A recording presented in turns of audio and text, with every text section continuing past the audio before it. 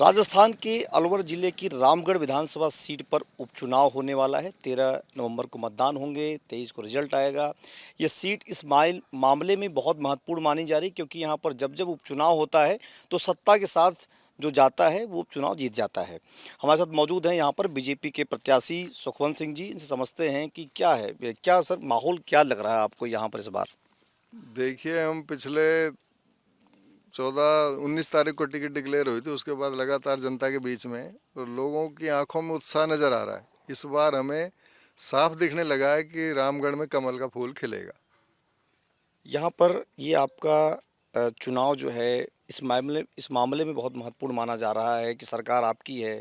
उपचुनाव जब जब होते हैं लगभग दो देखा जाए, इसके पहले वाला जो हुआ 19 में हुआ वो भी सरकार के साथ गई जीत करके, तो आपको कुछ ऐसी संभावनाएं दिख रही हैं? बिल्कुल परिस्थितियां अनुकूल हैं और ये संयोग मान लीजिए कि उपचुनाव में दोनों में मुझे ही जाना पड़ा। 2018 वाला चुनाव जो स्थगित हुआ 19 में हुआ, उसमें भी मैं ही प्रत्याशी था। और अब दोबारा से जब दिवंगत हो गए कांग्रेस के विधायक तो मुझे प्रत्याशी भारतीय जनता पार्टी ने बनाया है। और इस बार जो एक अलग उत्साह लोगों में नज़र आ रहा है, ऐसा कभी इन चुनाव में नहीं देखा। जनता एक तरह से खुद चुनाव लड़ रही है, वो अपने आप को सुखवंत मानकर चुनाव लड़ रही है। और इसीलिए हम सबका मनोबल बढ़ा हुआ है और हम अच्छे से मेहनत कर रहे हैं। और लास्ट समय तक जब तक वोटिंग हो नहीं जाए तब तक हम मेहनत करेंगे और कार्यकर्ता एकजुट होकर काम कर रहे हैं। अब दूसरी बात करता हूँ, यहाँ पर आपकी जो सरकार है बीजेपी की, भजन लाल उसके मुखिया हैं, मुख्यमंत्री हैं, 9 महीने का पूरा कार्यकाल पूरा हो गया है। एक उनका छोटा सा मैनिफेस्टो भी आया है बीजेपी की तरफ से, बहुत सारे काम बताए गए हैं, आने के बाद होगा, किया जाएगा, कई सारे काम हो चुके हैं। उस काम को लेके जा रहे हैं लोगों के बीच में आप? बिल्कुल, देखिए हमारे यहाँ सबसे बड़ा मुद्दा रूपा रेल में पानी का था। उसको हमारे मुख्यमंत्री जी ने और हमारे लोकप्रिय सांसद और केंद्रीय मंत्री भूपेंद्र यादव जी ने हमको एश्योर किया है। और पिछले लोकसभा चुनाव में भी वो बातें चली थी कि उसको डीपीआर में शामिल करके और यहाँ के जो सारे बांध अलवर ज़िले के और ये नदी, ये रूपा रेल, इसमें पानी की आवक होगी।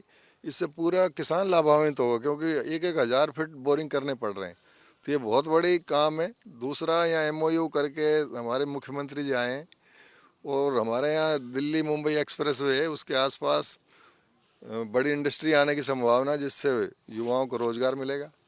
अभी मैं रामगढ़ में था तो लोगों का कहना था यहाँ मेयू बनाम अदर्स हो गया है। आपके पास ज़्यादा संख्या वोटर्स है हिंदुओं के पास। कुछ ऐसी भी चीज़ें आपको दिख रही हैं जब आप लोगों के बीच में जा रहे हैं? देखिए, हम जाति धर्म मजहब से ऊपर उठकर चुनाव लड़ रहे हैं और यहाँ ये कंट्रोवर्सी रही है, हिंदू मुस्लिम चुनाव होता है। और क्योंकि मुस्लिम समुदाय ने कभी हिंदू समुदाय वाले को वोटिंग किया नहीं है, वो एक मुश्त वोट पड़ता है। तो इनसे ही हमारे लोग भी सीख रहे हैं। इस बार हमारे लोग सब एकजुट हैं। कोई बगावत नहीं बीजेपी में, कोई भितरघात, कोई इंटरनल कोई इशू आपको दिख रहा है? नहीं नहीं, कभी बगावत की कोई पहले भी संभावना नहीं थी ना। और थोड़ा बहुत हमारे आपस में मनभेद थे। और शीर्ष नेतृत्व के मजबूत शीर्ष नेतृत्व है, उसने हमारे को बैठाकर और इस अब सभी कार्यकर्ता एकजुट होकर काम कर रहे हैं, चाहे वो मंडल स्तर के हों, चाहे वो जिले स्तर के हों। और शीर्ष नेतृत्व का आशीर्वाद है और सब का यही इस बार सपना है कि रामगढ़ में 2 बार हम पिट चुके पहले, इस बार कमल खिले। स्टार प्रचारकों में किसको किसको चाहते हैं? कौन कौन आया आपका प्रचार करे?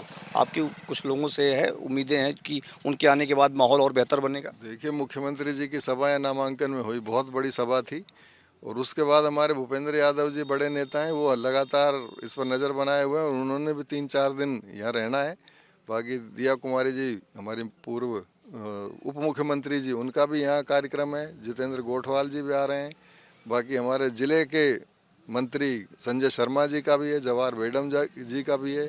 हमारे यहाँ से जसवंत सिंह जी डॉक्टर साहब आज पधार रहे हैं। बाबा बालकनाथ जी भी यहाँ पहले दौरा कर चुके हैं। रमेश खींची जी हैं, देवी सिंह शेखावत जी हैं। ऐसे सारे ज़िले के नेता, सारे हम उनका आशीर्वाद मिल रहा है और मैं तो सभी के आशीर्वाद से आगे बढ़ रहा हूँ। बीजेपी ने सरकार और पार्टी का पूरी ताकत झोंक दी है। आप अगर चुनाव जीतते हैं तो प्राथमिकताएं क्या क्या होंगी? 2-3 काम जो आपके दिमाग में चल रहा हो। देखिए, यहाँ सबसे बड़ी जो है लॉ एंड ऑर्डर की है।